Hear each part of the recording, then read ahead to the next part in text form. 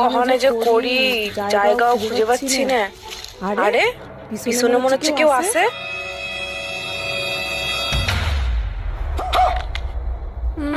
না, কেউই তো নাই।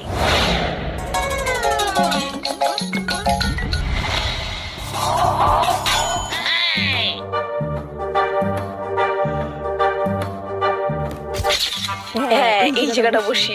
ওইদিকে আবার কেউ নাই তো? না, নাই।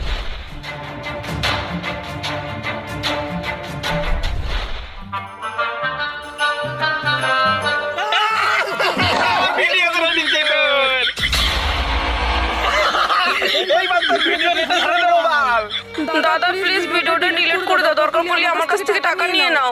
টাকা দিয়ে কাজ হবে না, লাগবে ফাঁকা।